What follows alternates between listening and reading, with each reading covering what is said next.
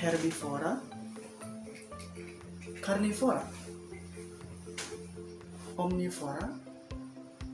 Apa ya itu? Ya, betul. Itu adalah jenis-jenis hewan berdasarkan jenis makanannya. Hari ini anak-anak kita akan belajar tentang itu semua. Siap? Are you ready? Yes, good job.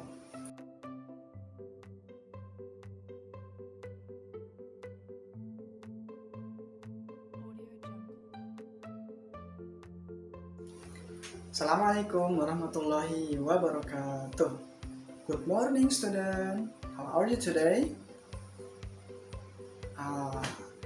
If I say good morning, you say just fine. Ready? Good morning, everybody. How are you?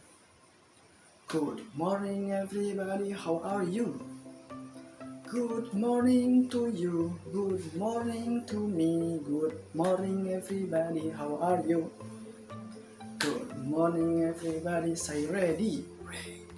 Good morning, everybody. Say ready. Good morning to you. Good morning to me. Good morning, everybody. Say ready. Okay, good job. Big applause for us. Stay Nasina. Be brave, be independent, be number one. Yes, Allahu Akbar. Okay, good job. Okay, student, before we study, let's say Basmalah together. Bismillahirrahmanirrahim. Oke, anak-anak, hari ini kita akan belajar tentang hewan-hewan berdasarkan jenis makanannya. Oke, sebelum kita belajar tentang hewan-hewan berdasarkan jenis makanannya, apakah kalian tahu di Al-Quran itu hewan-hewan pun disebutkan. Bahkan ada hewan yang dijadikan sebagai nama surah di dalam Al-Quran.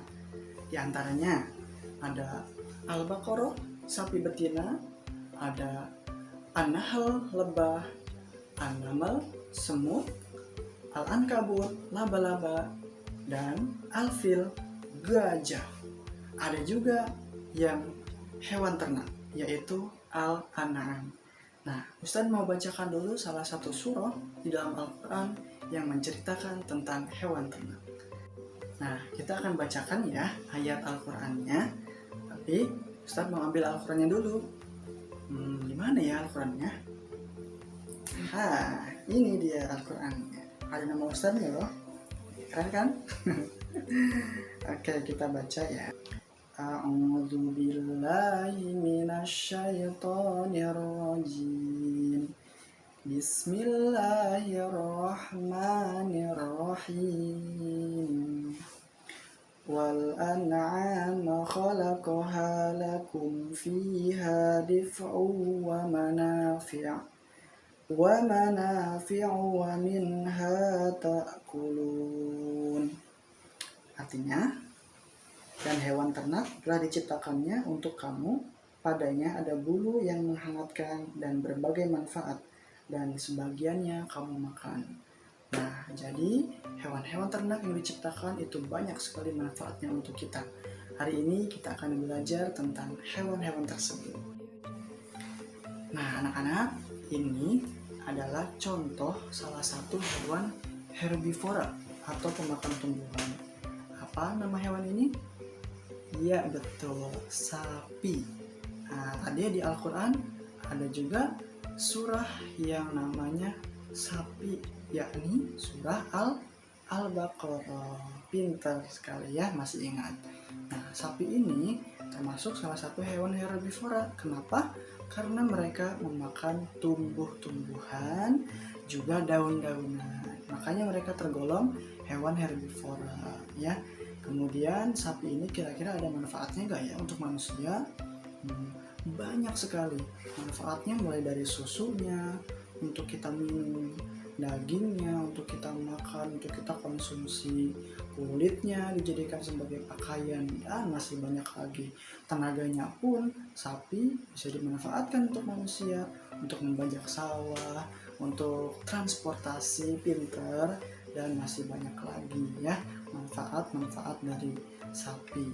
Kemudian hewan yang kedua adalah contoh dari hewan karnivora. Nah, di sini Ustaz berikan contoh, yakni ada singa dan juga kucing ya. Karena singa ini manfaatnya apa ya singa? Nah, hewan-hewan karnivora ini biasanya dimanfaatkan untuk sebagai hewan penjaga anak-anak. Singa ini bermanfaat untuk menjaga hutan ya. Dia sebagai raja hutan, dia mengontrol ekosistem yang ada ya.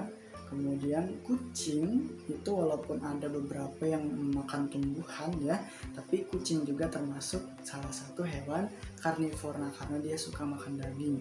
Ya, ini manfaatnya banyak anak-anak. Kucing ini dimanfaatkan untuk diternakan bisa ya, untuk kucing-kucing jenis hias.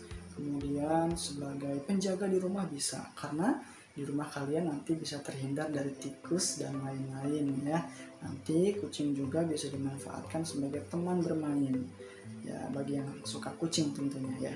Dan terakhir, ini adalah contoh hewan dari omnivora. Masih ingat apa itu hewan omnivora? Iya, tepat sekali, hewan pemakan segala. Di sini Ustadz kasih contoh hewannya ayam. Kenapa ayam disebut termasuk omnivora?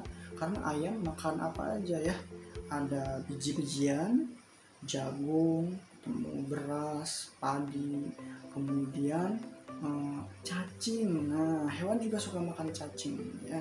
Oh, kalau begitu bebek juga termasuk ya Ustaz? Ya, bebek juga termasuk hewan omnivora atau pemakan segalanya. Untuk manfaatnya, kalian pasti sudah banyak yang tahu manfaat dari ayam apa saja.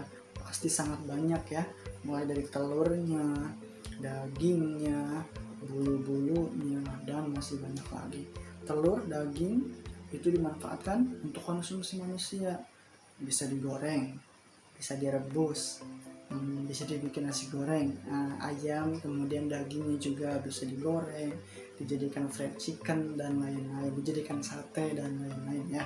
Kemudian bulu-bulunya bisa dijadikan sebagai kerajinan ya, sebagai kemoceng untuk bersih-bersih. Kemudian apalagi sebagai kok yang suka main bulu tangkis itu dari bulu-bulu ayam bisa.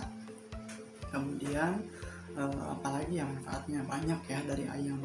Tulang-tulangnya bisa dijadikan kerajinan tangan juga yang bernilai luar biasa. Nah, anak-anak, itu tadi contoh-contoh dan juga manfaat dari hewan karnivora, herbivora, dan omnivora.